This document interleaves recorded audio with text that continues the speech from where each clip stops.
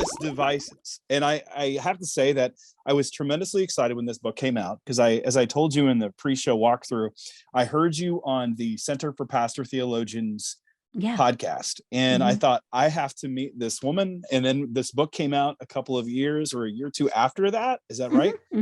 And then this book came along, and even the title catches me because it's so descriptive of where we're at. Talk about the book for a bit. What was the impetus behind it, and what made you want to write it? I've kind of been thinking about the ways that our digital practices shape our relationships and our experiences of community for a while.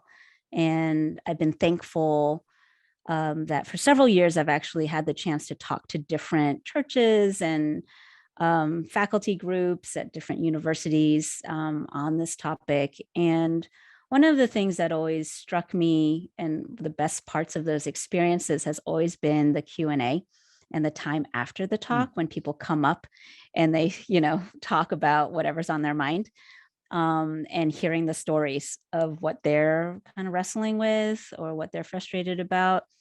And through all those experiences of listening to people's questions and their stories and experiences, what really struck me was that everyone just felt stuck, and tired. Like, I don't know what to do, right? Like, I don't like this, but I've got to do this because of my job, or I don't like this, but I've got to do this because of my situation. My kids are in this situation. I don't know what to do, whether they're young kids or old kids. There was always just this sense of I would say a bit of despair, of just like, like, we're in this situation. My kids are raised. I wish I could have raised them differently. I regret it. I'm in this job situation that requires this of me. I don't know how to get out of it. Right.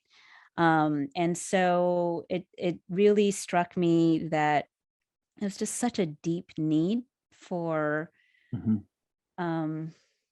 some tools, some equipping that was hopeful and realistic for people, that wouldn't require them to quit their jobs, that wouldn't require that, right? It's just sort of like, we can't just throw it all out, even though there's some days when we'd like to just throw it all out. But we can't. And there's lots of good that comes with our digital as well.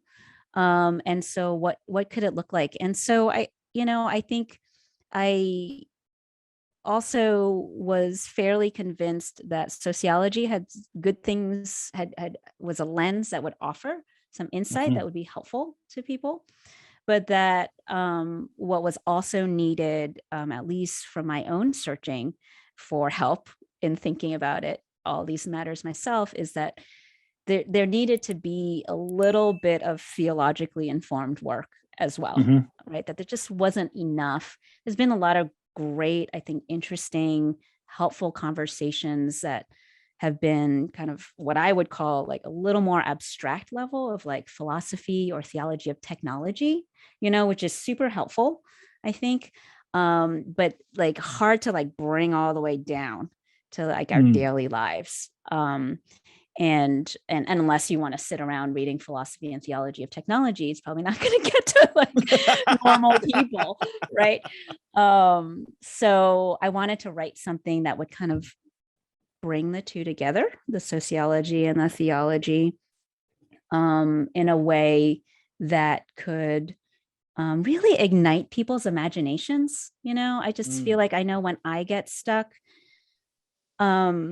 I always feel like I must not be seeing, like, to me, I feel like I get stuck when I'm not seeing something. Like there's something I'm not capable of imagining, which is what's creating the stuckness, and so the book is very much geared in hopes of expanding people's imaginations, right? Beyond what they see around them, and kind of evoking other ways of seeing and imagining.